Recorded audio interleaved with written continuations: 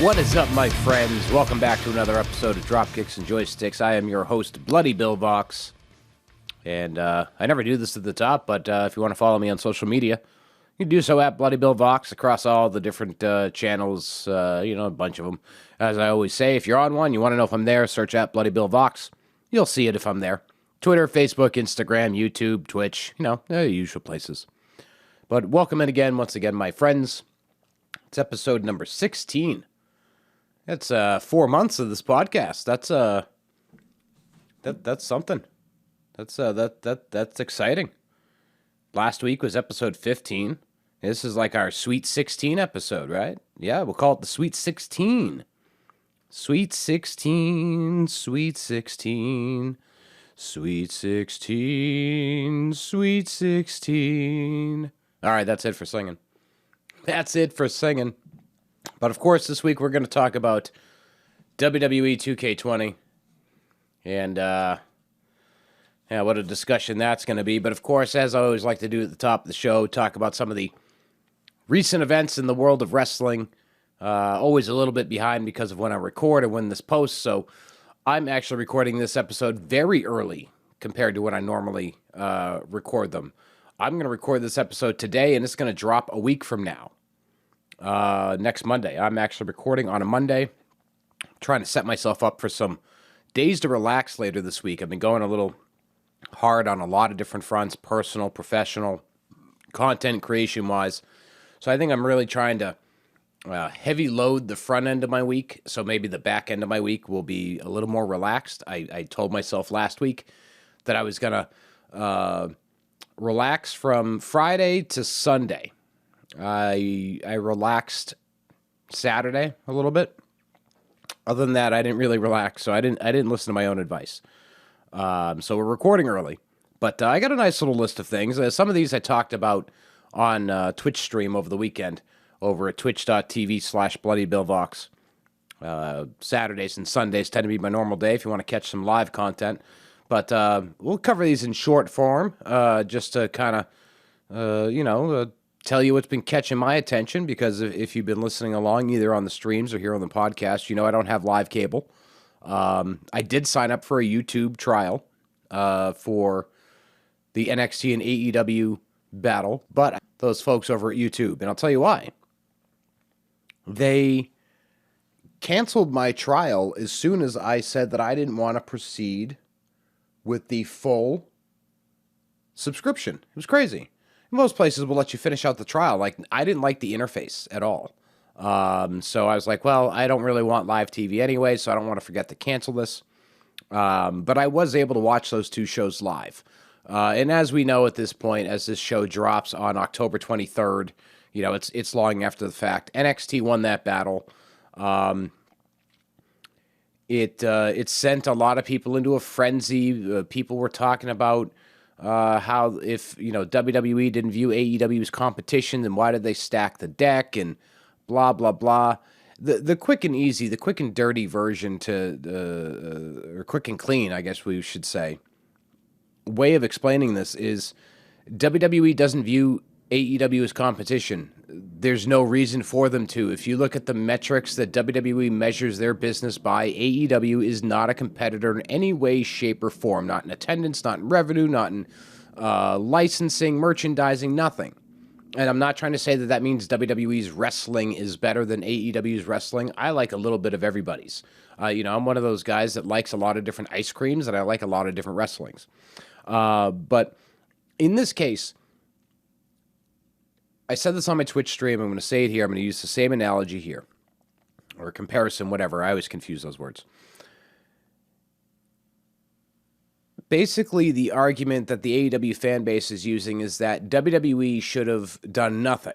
They should have just presented a normal show and not cared that AEW was there because they don't view them as competition. And I said that would be the same as if you were the owner of a pizza shop in a town where you operate certain hours every day, certain specials every day of the week. People know your routine. They know where you are. But for one day only, a pizza company from an entirely different town that doesn't do the same business as you, they don't even make their pizza the same way as you, they come into your town, They set up a tent in an empty parking lot right next door to you. They set the same hours, and they even set sales to try and undercut your pricing to try and take some of your customers. Let's be honest here.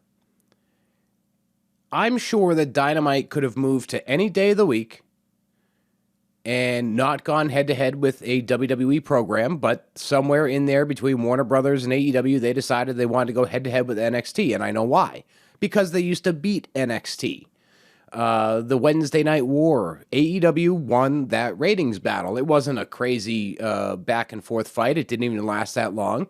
But AEW was able to defeat NXT. So that's why they picked that.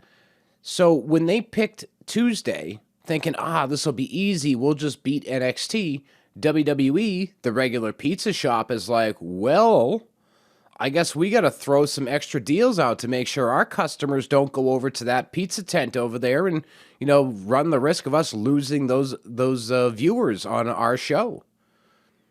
So they brought in John Cena, they brought in Cody Rhodes, they brought in Asuka, they brought in The Undertaker, they brought in, most of the main roster. Meanwhile, over on AEW, though, they're stacking their deck as well. Adam Copeland's first in-ring match under the AEW banner, multiple title matches. The show was called Title Tuesday. So everybody was pulling out the big guns. But the AEW fan base in defeat, in my opinion, is basically saying, WWE clearly views them as competition. No, what WWE did, and there was an article going around saying that they were going to do this. They were going to send a message that was firm to AEW. And the message that they sent is, we don't view you as competition, but if you'd like to go head-to-head, here's what will happen, and here's what we will do if we did view you as competition. I think it was a very strategic move on WWE's part to send a message over to AEW to be like, listen, we've got more name value than you. We've got bigger stars than you. You just can't compete with us right now. Stop trying to compete with us. And I kind of agree with that. I think AEW needs to stop trying to compete, and they just need to focus on growing. They need to focus on quality storytelling, focus on keeping their drama off of social media. Speaking of the drama, Tony Khan lost his friggin' mind after this instead of just taking the loss and moving on. When he got to the point of pointing out that John Cena and The Undertaker haven't appeared on a show with less than 1 million people in a decade, that streak came to an end, that was his victory on Tuesday that happened. So coming in, recording this episode, it was last Tuesday. So, yeah, by the time this episode drops, we're talking almost 2 weeks ago. But that was his victory from the battle, as you listen, that was almost 2 weeks ago. The Undertaker and John Cena were on a show with less than 1 million people. Dude, that is not the point to be focusing on. And he went unhinged on social media, in my opinion. And a lot of people are liking it. Some people think that it's going to lead to maybe some people tuning into the shows, but unless Tony Khan is going to start to become a character in the way Mr. McMahon was a character, I don't think it's going to turn any corners for anybody or anything like that. I think it's adding to the bad image that AEW has when it comes to public relations. They just don't know how to keep things inside the house. People always like to say that the calls are coming from inside the house when it comes to information leaking. They don't know how to keep the calls from going out of the house. They don't know how to keep just general conversation from leaving the house. Every bit of AEW dirty laundry, we learn about it in live time. It's crazy. And I know social media is part of the reason why it happens that way. And people are more likely to speak up now than ever before as the workforce kind of looks to try and take back some of the corporate strangleholds and all that stuff. But the TK stuff, and then, kind of spinning me into the next part of current events, the Adam Copeland and Ricky Starks, it looked like they were shooting on each other, and maybe they were just working really well, but I don't know. We don't tend to use vanilla midget, pardon my use of the phrase, but that's what was used as a term in wrestling to get somebody over. Copeland mentioned basically that he was a VM that wanted to be The Rock, and Ricky Starks came back with an Edge reference that some people also tied to an Owen Hart reference because he said, "Oh, that sent me over the edge." You know, if that was unscripted and they were going off the books, it was awkward because I saw the clip. It was awkward. So I'm leaning more towards it was not in the script, so to speak. But that's the kind of stuff I'm talking about, like AEW in their drama, always spilling out. Like if we didn't know the turmoil that exists in that locker room, the shows may look a little better. I think their presentation gets hurt by the drama. I don't think that their shows necessarily are bad all the time. They have some very head-scratching moments, like the Tony Storm presentation and the Tuesday Night War, we'll call it. Tony Storm's presentation and the weird picture-in-picture stuff. Like I still don't know where it went, and I was watching both shows. But yeah, that's what's going on in the world. Jade Cargill is still making her rounds on WWE and being treated like an absolute star. And I posted about it on my social media this morning. So when this episode posts, the tweet will be a week old, or the post, or whatever, about how Kevin Nash got taken out of context because he said that, he'd go to AEW for $5-6 million in a private jet, but the only reason that he would have gone to AEW just signed with WWE, i.e. Jade Cargill, because he thinks she's hot, like a lot of people do, and she is. They took that as Kevin Nash saying he had signed a new deal. I even saw that, and I was like, oh, apparently Kevin Nash signed. I must have missed that in the conversation, because I listen to Click This every week, and I was like, I must have missed that, because I'm working and I'm doing other stuff. I work from home, so, I might be doing an audit or something, and, might miss a sentence here or there. So I'm like, oh, maybe I just missed it. He actually addressed it on this week's episode that I listened to right before I started recording today. But yeah, she's making her rounds, still being treated like a star. She's had interactions with a lot of top people so far. Sounds like she might be heading for an interaction with Rhea Ripley on the October 16th Monday Night Raw. By the time this episode drops, we'll know if they had that interaction. I think Jade Cargill is going to be a huge star in WWE. I always said that she had the looks of a star, but she needed to work on the in-ring stuff when she was in AEW. I've always been moved by Jade Cargill. She's just got that, Kevin Nash said it, that superhero look. And she does. She looks like something straight out of the comic books. And I think now, with an umbrella like WWE behind her, she's going to become a megastar. Super-duper megastar. But I think it's a good place to wrap up here on current discussion so we can get into this week's topic of discussion. And that is the unfortunate entry into the WWE Games series, WWE 2K20. It was released on October 22nd, 2019 for the PlayStation 4, the Xbox One, and the PC. This was the very first WWE game of my adult life, because there were, I'm sure, plenty of pre-order opportunities in my teenage years. But of my adult life, this was the first WWE game that I did not have on pre-order. Because coming into WWE 2K20, and this statement will surprise a lot of people, but WWE 2K19 was the straw that broke this camel's back, so to speak. And I know that game is held in a high regard. It's got a great roster. The creation suite was really awesome. But here's my problem with 2K19. It felt like 2K15, 2K16, 2K17, 2K18. These games were really feeling like the exact same thing.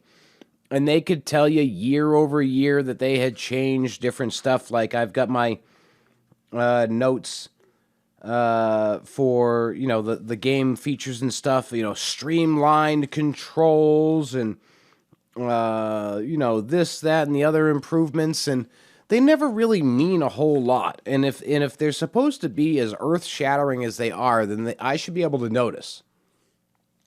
But for what I was playing these games for, showcase modes, a little bit of universe, maybe some online, some exhibition stuff, for what I was playing them for, I wasn't seeing any changes. I wasn't seeing any improvements.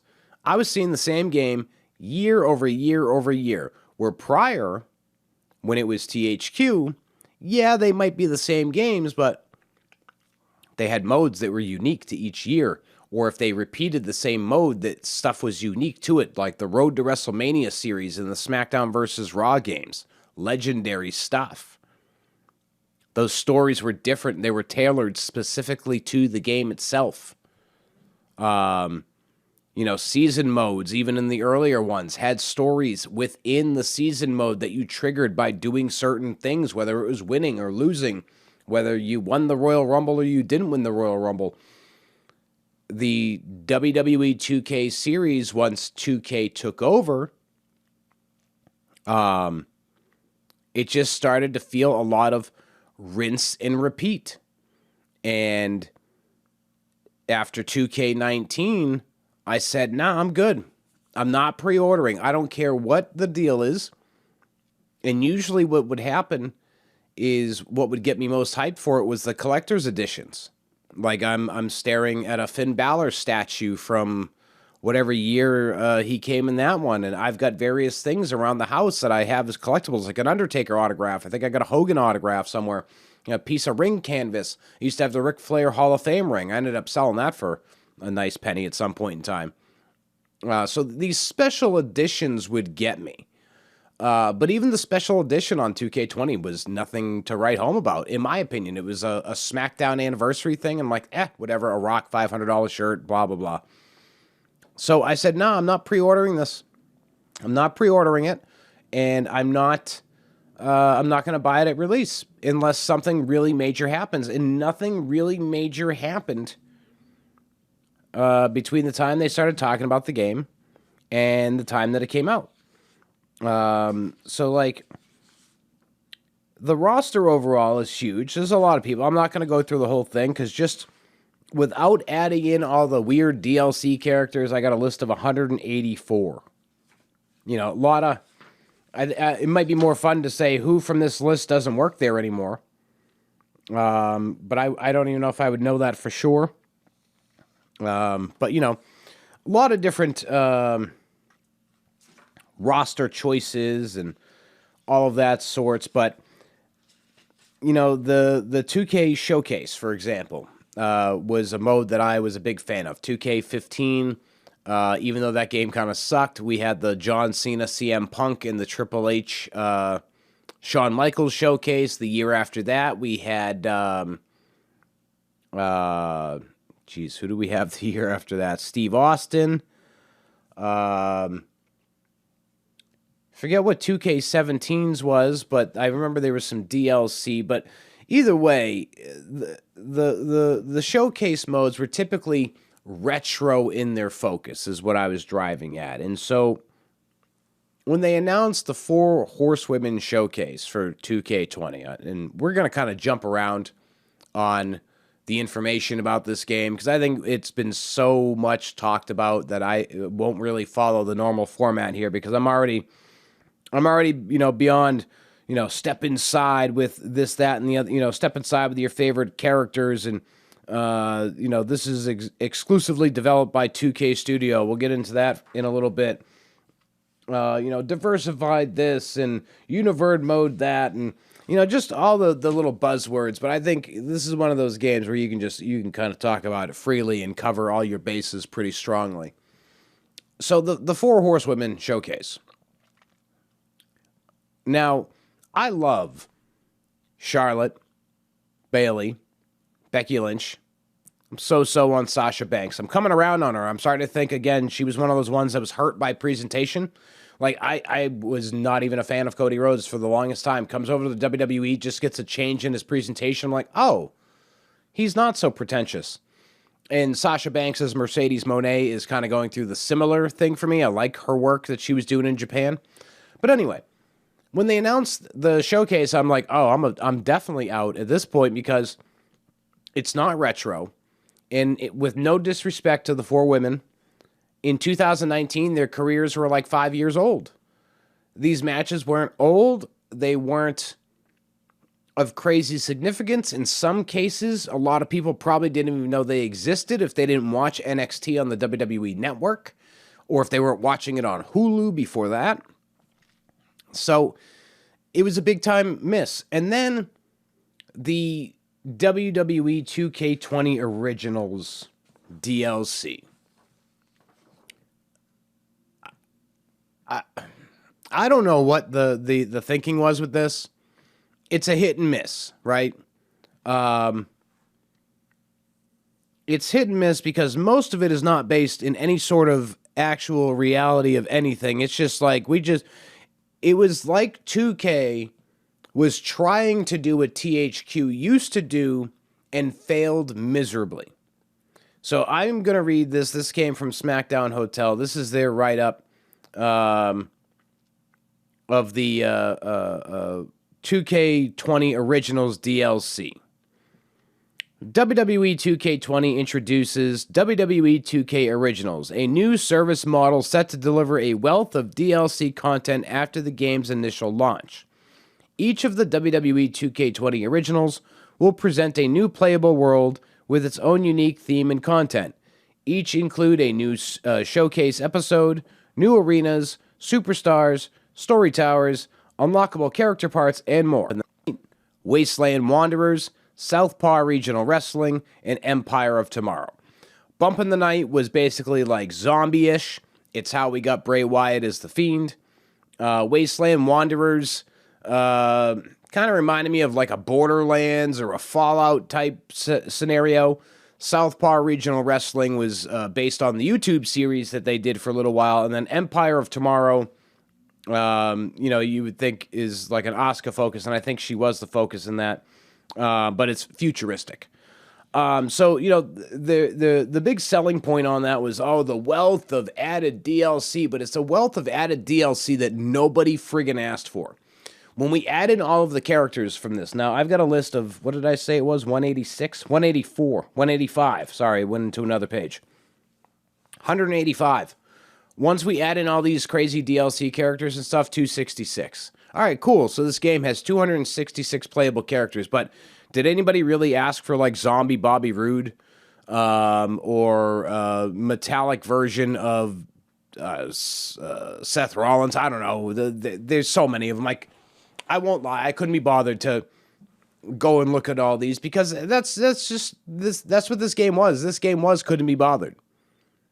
This game was couldn't be bothered because it was the game where Yukes and 2K officially split. Now, Yukes works on the AEW games now, and it's very apparent in how that game's presented. Hopefully that game gets better over time, because I think it's pretty much dead as I record this episode.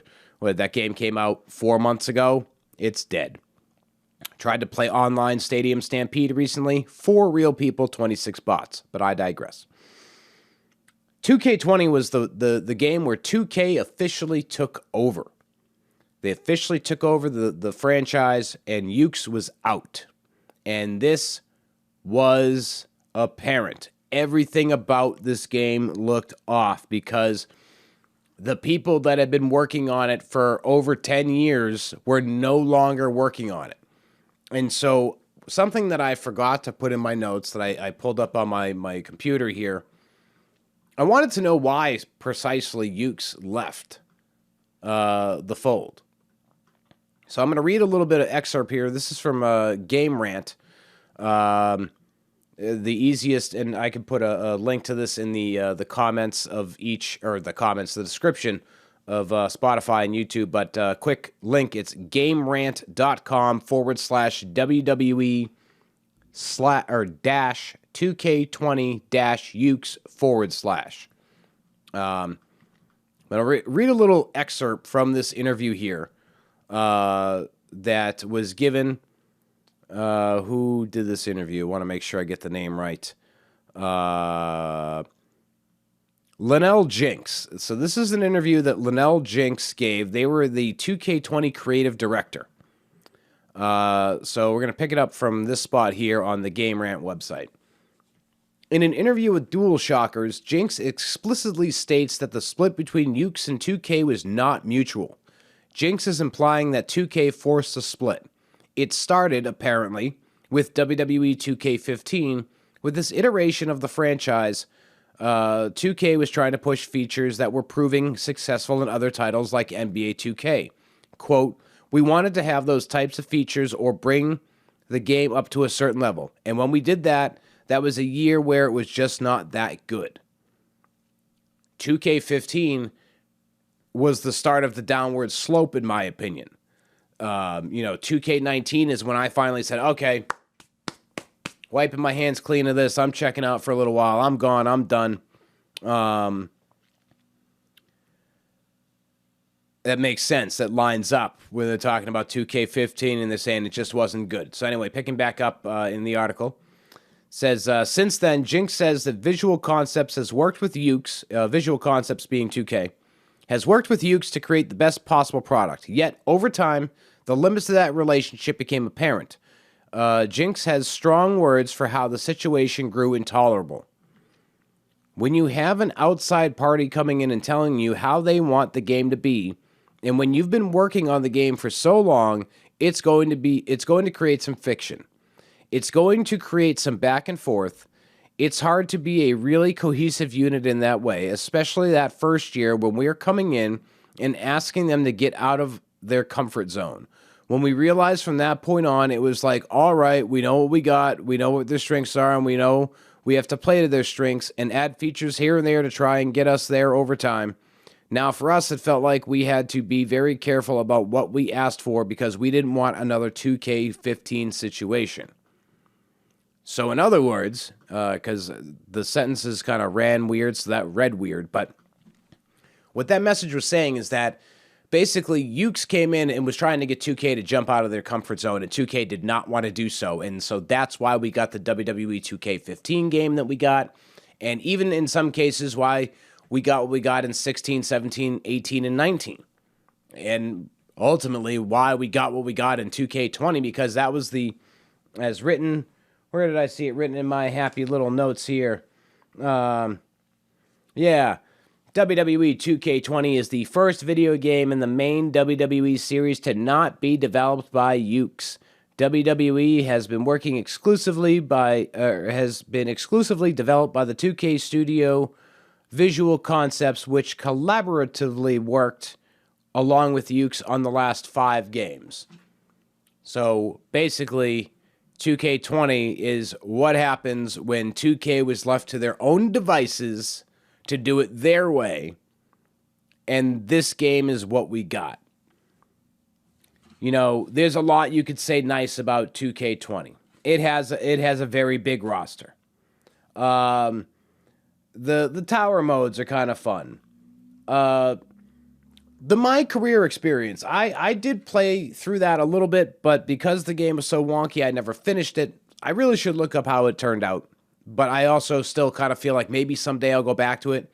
But the whole deal with Red and, was it Trey or whatever, the two that broke in. So, funny story about the career mode there is I tried to, I was like, oh, career mode, I'm going to make these big, beefy, Russian, like Zangief-inspired characters, male and female. So I make these big, jacked up, muscle-bound freaks, and I give them something, Russian, Soviet-sounding for names. And then it turns out they just get given WWE weird names like Red and Trey or something. And so now, throughout this whole story, I got these big, burly, Zangief-looking motherfuckers running around with simple names like Red and Trey. I was enjoying that story. I will say that. For as messy as the game was, here's a positive. The MyCareer story, which maybe I should go back and finish someday when I'm bored, it was interesting. And I liked the hook. At one point in time, when I stopped playing, the most recent thing that I had come across was, we'll call him Trey because I can't remember his damn name, but Trey's parents were actually dead. But he had been getting these letters written to him by his quote-unquote parents, but it was actually his best friend there, Red, the two that are being inducted into the Hall of Fame. It was actually her writing the letters all along, and I never found out whether or not he finds out that the letters are fake, that his parents are really dead. It was an interesting little story, I will admit. And then, WWE with the career mode in 2K22. I don't remember what the career mode was there. I'll have to look it up. But 2K23's was pretty good. But I think this one in 2K20 is actually a little underrated. And I don't know how it played out, but I liked the whole idea of these guys were already made. They're at their Hall of Fame ceremony, their induction, and they're looking back on their career. But I don't know how it turned out because, again, this game was just, it was so rough. It was so rough. Like the DLC, I never finished all the DLC. I got it all because I got the deluxe edition way after the fact, 6 months after this game came out for $30 direct from 2K. But I never finished all the DLC. I never even played the showcase. I went to go stream it one time from my console because I didn't feel like sitting on camera. So I was going to stream it from my console, but it literally mutes all the sound except for the matches. With all the video and stuff, you can't really have the sound being muted. Just doesn't go very well. Just doesn't go very well. Oh, so here's a note on the roster. I just stumbled across here in my notes. It was buried somewhere else. 266. I might have mentioned it, but I feel like I didn't mention the exact number. But yeah, so my career, the universe mode was probably a mess because, you know, it usually was. The DLC, I will give some credit to the Southpaw Regional Wrestling because it was based on something WWE had done. It created a bunch of extra characters that may not have actually been in the Southpaw Regional Wrestling, which I thought gave promise that maybe they were going to continue to grow that funky little program, maybe put it on the network. It was a YouTube thing, thought maybe they might throw it on the network, but it never really went anywhere. Bump in the Night is how we got Bray Wyatt as The Fiend, as I said earlier on. These were what they were. They were weird. They were wonky. Some people might have liked them. I'll give it credit that it tried to step out of the box, but it tried to step out of the box in a way that I don't think... It was almost like 2K was trying to cross-brand their various franchises in, because I think they're behind Borderlands, and I mentioned that I got a Borderlands feel from the Wasteland Wanderers. Yeah, it was just... It was rough. It was rough, man. And we all saw a lot of the horror shows. I think the most notorious picture that I ever saw of the 2K20 experience was Becky Lynch looking like something out of Beetlejuice, like when they're in the office with the lady and they pull their faces off and it shows the under like dead face thing. Yeah, that's probably about as close as it gets. But everything just looked wrong about it. In fact, even on the same website, let's pull up a quick article to look at. WWE 2K20 Rock model looks off, gets mocked by fans. Let's take a look at this model. Oh my goodness. Oh my. That is a terrible, terrible game. Yeah, I love it. They share some of the tweets. So, I don't know who any of these tweet accounts are, but let's go through some of these replies we got at the time for just the Rocks model. This is just to give you an idea how bad the models were, the graphics, everything was a freaking mess. Such a mess. They've been making this fucking guy in video games for 2 decades. How the fuck is this possible? But they didn't know how to spell possible. Let's see. Still kind of laughing that some folks complain about Pokemon Sword Shield reusing animations from at most 2 generations ago, when 2K's out here pumping out WWE 2K games with recycled move animations that go as far back as Here Comes the Pain in 2003. Not to mention 2K's track record of questionable character models. Look at this preview shot. Why does The Rock look like Vin Diesel? Another comment on The Rock's look in 2K20. Is that a Rock bootleg wrestling figure in 2K20? That's great. This game was a mess. There's no way getting around it. And I wanted to make it an episode of the podcast simply because when this episode drops, it's a light anniversary. It's 4 years removed from arguably the worst WWE game in the history of WWE games. Like I can't think of one in the modern console era. So we'll go PlayStation 3 and forward that has been as bad as this. There are games on the Nintendo and the Super Nintendo that I would rather play. I would rather torture myself for hours sucking absolute wind at WWF WrestleMania on the Nintendo, their very first game on the Nintendo. I'd rather go back and suffer with that game, that insufferable game, that game you just can't beat. I don't know how anybody ever beat it, but anyway, I digress. It was episode 1. It does still hold a lot of nostalgia. But anyway, this game was such a mess. Like I said before in this episode, yeah, I should go back and finish the DLC, and I should do the showcase.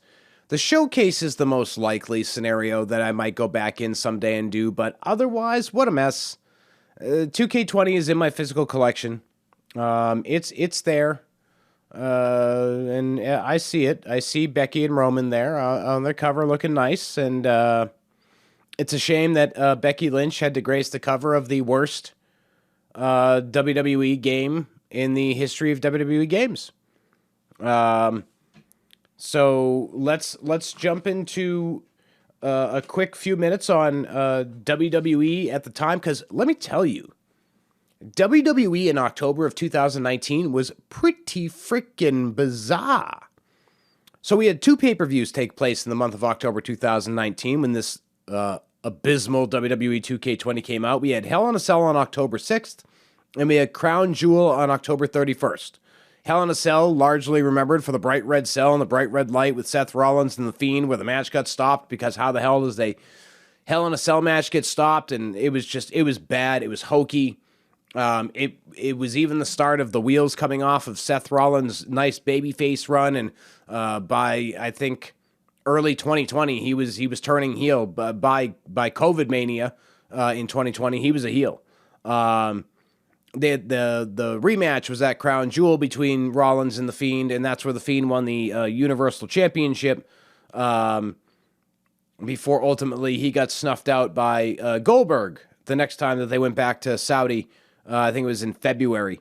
So, that great turnaround there. The Crown Jewel event is also the site of the infamous hostage or travel delay situation, depending on who you listen to.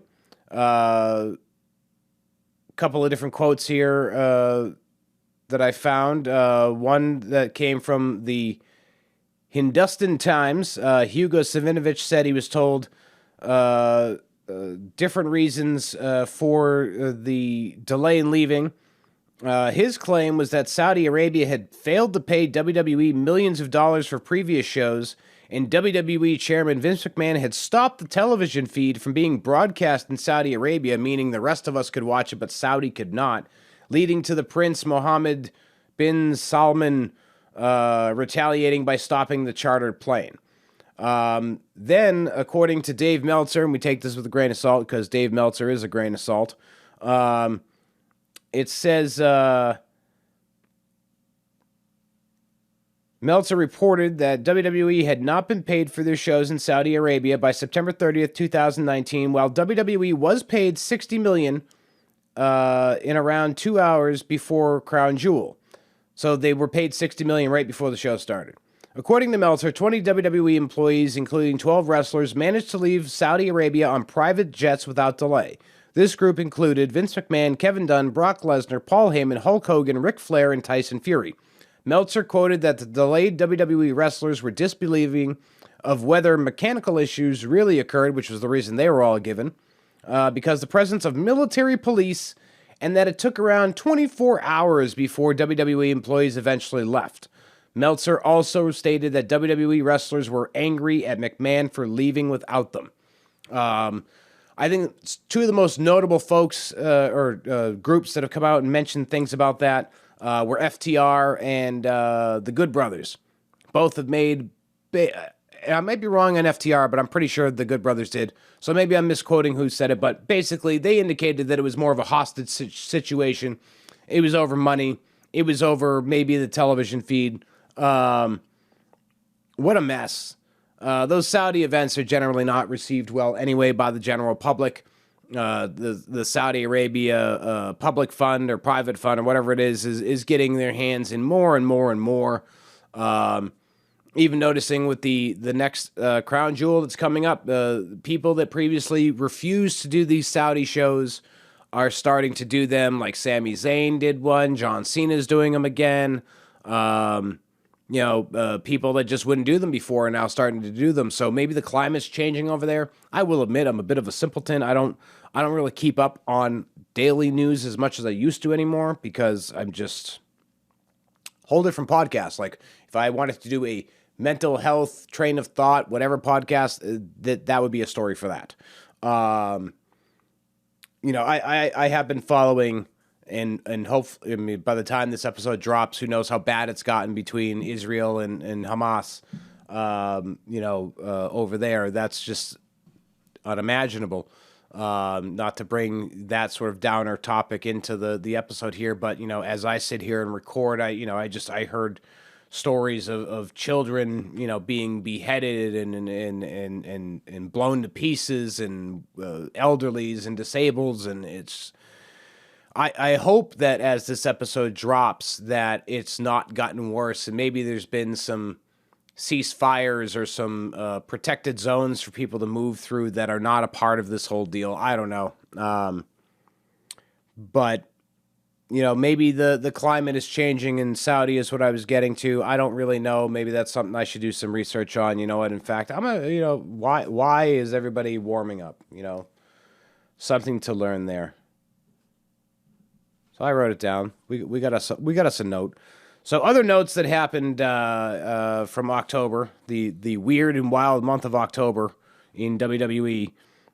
We had Braun Strowman and Tyson Fury have a showdown that led to a snoozer at Crown Jewel. We saw a WWE draft that meant nothing take place. We randomly had Hulk Hogan and Ric Flair forming teams in 2019 for a team match in Saudi Arabia. I suspect that's because that's the only place that would tolerate Hogan at the time.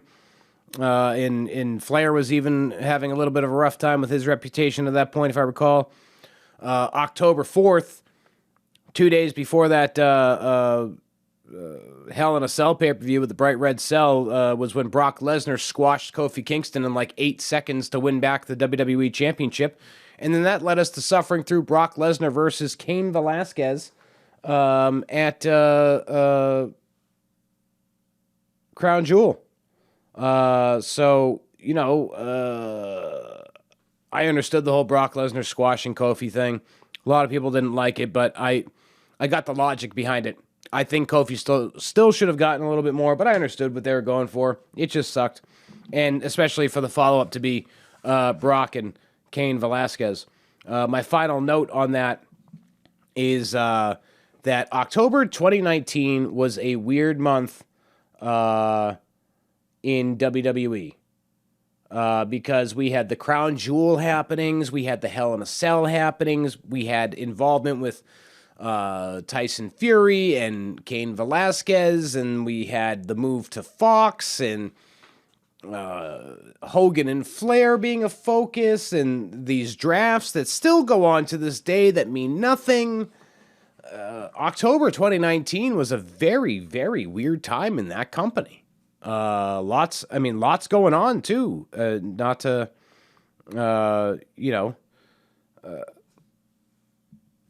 not to like judge it or anything, but a lot of weird and out there stuff. It was an eventful month. How about we say that? An eventful month. So as we get ready to wrap up this week's episode, as I always like to do, we got my final review of WWE 2K20. So let's get into it. Pre-written as always, so I don't stumble as much. We all know I'm going to stumble over some words. If you've been listening long enough, you know that I stumble here and there. It's all that brain trauma. Quite arguably the worst game in WWE Games history. I was so checked out after 2K19, as I explained earlier in the show, because it just felt like the same game again and again and again since 2K15, and I was wanting a change. The weird DLC was a turnoff, and I felt like it was too soon to be doing a showcase on Charlotte, Becky, Sasha, and Bayley, considering in 2019 they were all still very young in their careers. I felt like maybe we should have done a Trish, Lita, Victoria, Molly, for example, something retro to pay homage to the past, as the showcase mode usually does. Bryan Danielson being an exception I can think of that was semi-recent, but his career had spanned 2 decades by the time they had done it. The graphics were a nightmare, the DLC sucked, and even after 6 months of patching things up, when I finally ordered the deluxe edition for only $30, it still had problems. I will say that I enjoyed the Southpaw Wrestling DLC because I really enjoyed the YouTube series, and I did enjoy what I played of the 2K MyCareer Mode that I never actually finished. I still don't know what happened with those letters being written by Red. Maybe someday I'll have to go back. I will, however, someday go back, probably on a Twitch stream, and play the 4 Horsewomen Showcase, but other than that mode, I can't see why anyone would ever pick this one up again to try and play it. As a post note to that, the My Career story, I suppose, if you can put up with some of the bumps in the road with the graphics and the gameplay, that's a reason to pick it up as well. But do I recommend it? Not if you got to pay more than $5 to $7 for a copy of it. Unless you're a collector like me, and you pick up your copy and put it in your physical collector, or your physical collection. There's my one stumble. Not bad. Not bad. If 2K19 hadn't irritated me the year before the way it had, this game may have been the game that made me never come back to WWE Games. So in a way, I kind of have 2K19 to thank for all that it did well, for it annoying me the way that it did, in being the same game again and again and again, as I was able to uncover with the interview with Lynell Jinks from Yukes.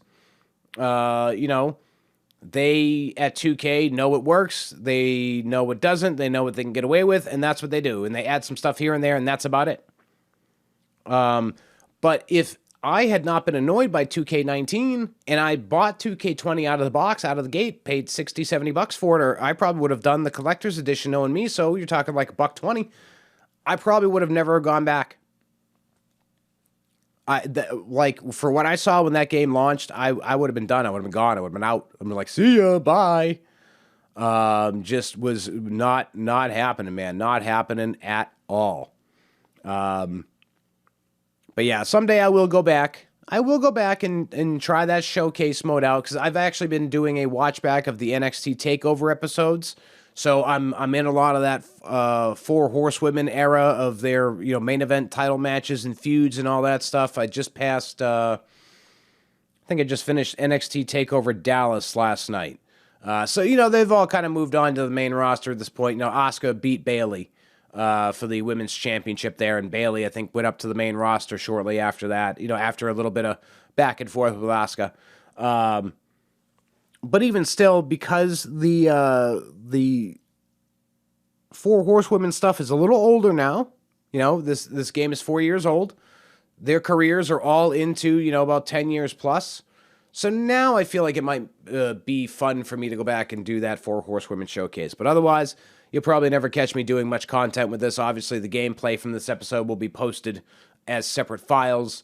And someday we'll do the showcase. And maybe someday I will even finish up that My Career so I can figure out what exactly happened between Red and Trey, or whatever his name was. Her name was more memorable than his name.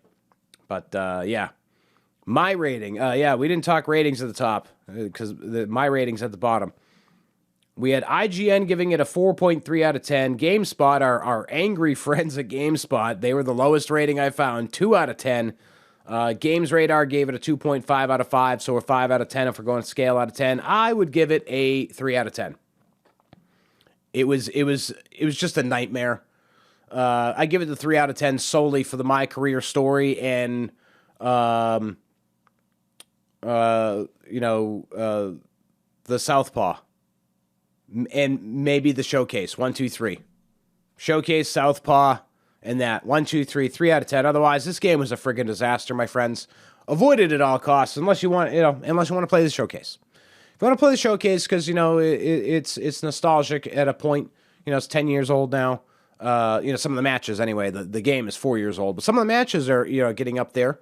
Like Takeover Brooklyn turned 8 this year. That match happened in 2015. One of the greatest women's matches of all time. 8 years old, a little bit better than playing it in 2019. You're playing a match that literally just happened 3.5 years prior. I don't know. It just didn't appeal to me. Maybe it appeals to other people. But on that note, my friends, I'm going to go ahead and wrap things up here this week on Dropkicks and Joysticks. It's been a fun episode. I feel like I kept the balance between negative and positive here. 2K20 was just rough. What are you going to do? Some games are just bad, and some episodes are going to be focusing on all the bad. And I at least threw in some of the good. But next week, we got a whole lot of good we're going to talk about, because we're going to go in the way back machine to the PlayStation 2 once again. Yeah, we just did a PlayStation 2 title with Backyard Wrestling. But we're going to go back to the PlayStation 2 era of wrestling games, to one of the most cherished and loved wrestling games of all time. Speaking of Yukes and all the good things that they could do, we are going to take a look back at SmackDown Here Comes the Pain. SmackDown Here Comes the Pain and SmackDown Shut Your Mouth, specifically, were two games that dominated my teenage and early 20s with me and my friends and everything. Lots of fun memories of everything. And we will talk about all of that good stuff next week right here on the show. Mondays, 12 p.m. Eastern. Dropkicks and Joysticks, Spotify, YouTube. And if you want to follow me on social media, you know the deal. If you're on a platform, if you want to know if I'm there, put in at Bloody Bill Vox. And if you see me pop up, I'm there. And if you don't see me pop up, chances are I'm not going to be there. And as a closing note, you know where I'll never be? Mercari. Because Mercari banned me for prohibited conduct. You want to know what that prohibited conduct was? Selling my first item. Fuck Mercari. Alright, my friends. Till next week. Stay safe out there. Stay happy out there. Have fun out there. And I'll see you next week. Right here for another episode of Dropkicks and Joysticks. Yeah. That one wasn't even singing. It was like old man Fred took over. Weird.